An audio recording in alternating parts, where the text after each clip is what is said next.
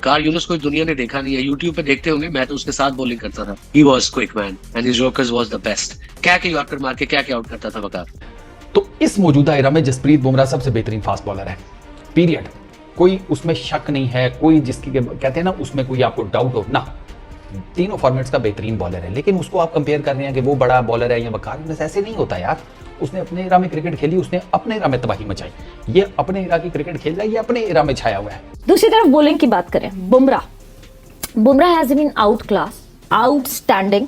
आप बुमराह को देखें, उनका कैरियर थ्रू आउट आप फॉलो करें तो ग्रेजुअली उन्होंने अपनी गेम को, अपनी स्किल्स को, अपने जिसको एज ए शार्पनेस कहें, माइंडसेट कहें, असेसिंग कंडीशन कहें, वो ग्रेजुअली आपको बढ़ता हुआ नज़र आया। जो मैंने डिस्कस किया था कि हमारे प्लेयर अनफॉर्चुनेटली ऊपर से नीचे का सफ़र करते हैं और बाकी दुनिया को अगर आप देखेंगे तो उन्होंने जैसे स्टार्ट लिया वो ग्रेजुअली ऊपर की तरफ जाते हैं। तो ऐसा ही एक और बंदा है अब्दुल रज़ाक। आपको पता है अब्दुल रज़ाक ने एक टाइम बोल दिया था पहले कि जी वो जसप्रीत बुमराह बेबी बॉलर है, और फिर अब्दुल रज़ाक के साथ वो जवेद, क्या नाम था वो, आकिब जवेद, उसने भी एक चीज बोली थी कि जो है अर्शदीप सिंह एक एवरेज बॉलर है, अर्शदीप सिंह। और अब्दुल रज़ाक ने एक और बात बोली है कि हार्दिक पांड्या मुझे दो, हार्दिक पांड्या जैसा ऑलराउंडर मुझे दो, इसकी पेस मैं 140 के पास ले जाऊंगा।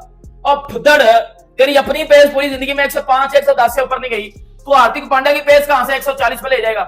वो आई थिंक इंडिया में हमारा मैच था अगेंस्ट वेस्ट इंडीज, छोटी ग्राउंड थी थोड़ी, और ये आखिरी ओवर कर रहा था, और I think Matthew Hayden was batting on one not out, opener आया हुआ था, ओपनर और 50th ओवर में बैटिंग कर रहे थे, 140 पे मार से दुम्बा बना दिया था हमें। अब कार मेरे आई थिंक 2-3 गेंदें रहती थी, तो उस ग्राउंड के साथ एक और ग्राउंड थी, दोनों के दरमियान दरख्त थे बड़े बड़े, और एक उधर क्रिकेट ग्राउंड थी, छोटी बाउंड्री थी, बाउंड्री पे था, और ये इसका रनर लंबा था, मेरे पास ही था। कह रहा वसीम भाई स्लो बॉल करूं तो क्या होगा। मैंने कहा बेटा वो दरख्त देख रहे हैं जो मिड विकेट पे, कह रहा हाँ, मैं तो उसके ऊपर से जाएगा और दूसरी ग्राउंड में। अब वो कार नाराज हो गया, यार आप कॉन्फिडेंस ही नहीं देते मुझे, ये क्या है। मैंने कहा तू कर ले।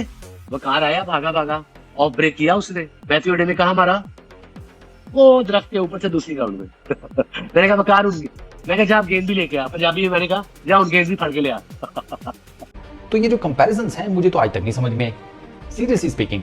तो वसीम भाई चूंकि वकार यूनुस के साथ खेले हुए थे, बुमराह के साथ तो नहीं खेले हुए, बुमराह को तो वो देखते हैं, बुमराह को वो कहते हैं कि भाई ये इस मौजूदा एरा का सबसे बेस्ट फास्ट बॉलर है।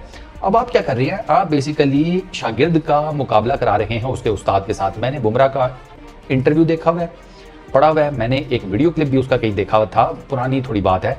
ही सेड कि मैंने यॉर्कर्स करना सीखे वसीम अकरम, वकार यूनुस, ज़हीर खान से। फास्ट बॉलिंग में उनके मेंटोर्स हैं भाई ये तीनों। तो एक मेंटोर के साथ आप उसके चेले का या शागिर्द का, डिसाइपल का कैसे कंपैरिजन कर सकते हैं। जैसे सचिन तेंदुलकर, सुनील गावस्कर का कोई कंपैरिजन नहीं है। सुनील गावस्कर अपने एरा के बेताज बादशाह थे, सचिन तेंदुलकर अपने एरा के, दोनों ने डिफरेंट टाइम्स के ऊपर क्रिकेट खेली, दोनों का जरा माहौल, मुआशरा, बॉलिंग, शॉलिंग, जिन बॉलर्स का सामना करना पड़ता था वो डिफरेंट था। सुनील गावस्कर के टाइम के ऊपर फास्ट बॉलिंग जो थी ना, वो जहर थी, जहर। उसको देख कर ना आपको ना इधर दर्द होना शुरू हो जाता था। खेलना तो दूर की बात है, और अगला विदाउट हेलमेट खेला करता था। तो कंपैरिजन नहीं बनता, हर बंदा अपनी जगह पर बेहतरीन ही क्रिकेट खेल रहा होता है। मैं बड़े प्लेयर्स की बात कर रहा हूँ।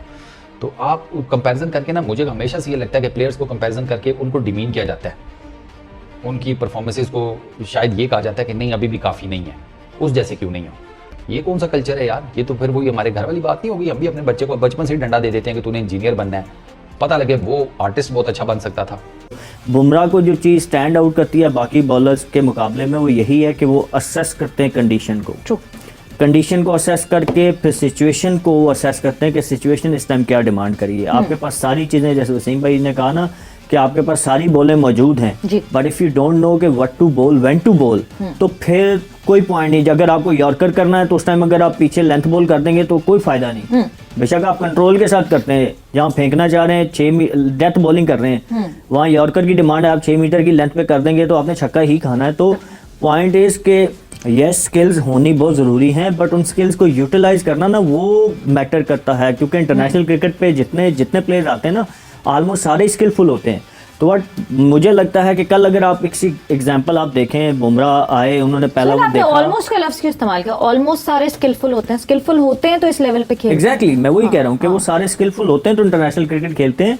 फिर उन स्किल्स को यूटिलाइज करना ना वो आपको ऊपर लेके जाता है ग्रेड्स वाली तो side हमारे पे। पास स्किल्स नहीं है या हमें स्किल इस्तेमाल नहीं करना आते? देखिए हमने अभी तक मुझे बताया ना कि अगर मैं बॉलिंग की बात हो रही है, हमारे बॉलर्स और बुमराह की बॉलिंग अगर आप देखें तो आपको फ़र्क खुद नज़र आ जाएगा। और हमारे बॉलर्स भी, आप पिछले ये जो जोड़ी 3-4 बॉलर हमारे खेल रहे हैं, they been playing from last 5-6 good years, Yes. और ये अच्छा खासा टाइम होता है अपने आप को इम्प्रूव करने का। लेकिन हमें उस तरह की improvement, they are exceptional bowlers, good bowlers, but उस तरह की इम्प्रूवमेंट हमें नजर World नहीं आई class जो हम pace बात battery. हाँ जो हम बात बुमराह की कर रहे हैं ना, Yeah. कि अब हम ये बात, जैसे वसीम भाई ने भी बोला कि हम शाहीन के बारे में बोल सकते हैं, नहीं, शाहीन के पास अभी उस तरीके की इतनी स्किल्स नहीं है जितनी उसको डेवलप करनी चाहिए। उसका इनस्विंग बहुत अच्छा है, अब उसने ग्रेजुअली आउट स्विंग करना शुरू किया है, बट अभी भी वो बात वही कि कब यूज़ करना है, वो आते हैं तो पता होता है कि पहला बॉल उन्होंने इनस्विंग ही करना है। तो यहाँ पे थोड़ा सा,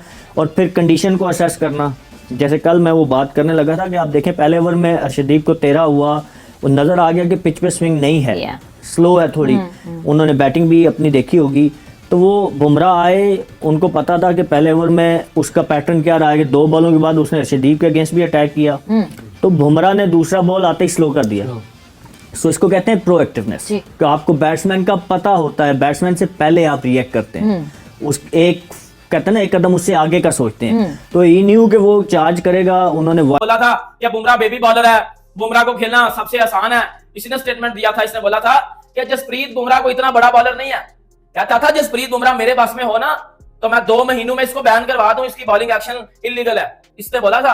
कहता था अगर मेरे बस में होता तो मैं जसप्रीत बुमराह को 2 महीने में बैन करवा देता, बैन लगवा देता मैं जसप्रीत बुमराह पे 2 महीने पे, क्योंकि जसप्रीत बुमराह का जो बॉलिंग एक्शन है वो इलीगल है। तो मेरी बात सुनना, तेरे वो जो इलीगल वाले बॉलिंग एक्शन है, वो टेपिया, वो शहीन, वो क्या कर रहे हैं, क्या कर रहे हैं? आकिब जवेद खच्चर, तू नहीं बोला था ना अर्शदीप सिंह तो एवरेज बॉलर है, अर्शदीप सिंह तो ये बॉलर है। वो अर्शदीप सिंह ने जो वर्ल्ड कप में परफॉर्मेंस दिया ना, शहीन ने उसकी 5% भी दी हो ना तो वो मुझे हाईलाइट दिखा देना, टेपिया ने उसकी 2% भी दी हो ना तो मुझे हाईलाइट दिखा देना, सही है बेटा। आपके जो फास्ट बॉलर है ना, उनका बेटा चिट्टा किट्टा खुल गया हुआ सबके सामने, एक्सपोज हो चुकी है आपकी फास्ट बॉलिंग। इस टाइम पूरी दुनिया में सिर्फ इंडिया की फास्ट बॉलिंग की बात की जा रही है। मतलब आप लोगों का वही अभी भी वो जेलसी फैक्टर कि यार वो बुमराह बेबी बॉलर है, पाकिस्तान की गली गली में बुमराह है। Once upon a time Abdul Razzaq ने बोला था कि जी पाकिस्तान की गली गली में बुमराह है, तो बेटा वो जो पाकिस्तान की गली गली में बुमराह है वो जरा ला देना मुझे, वो जरा मुझे ला दे, क्योंकि वो पाकिस्तान टीम को चाहिए, क्योंकि पाकिस्तान टीम के पास इस टाइम बिल्कुल जो है टट्टियां पड़ी हुई हैं, जो हर टूर्नामेंट में जाकर टट्टी करवा के वापस आ जाते हैं। परफॉर्मेंस इनकी घटिया तरीन परफॉर्मेंस है, और आराम से कोई भी बैट्समैन इनको फेल देता है।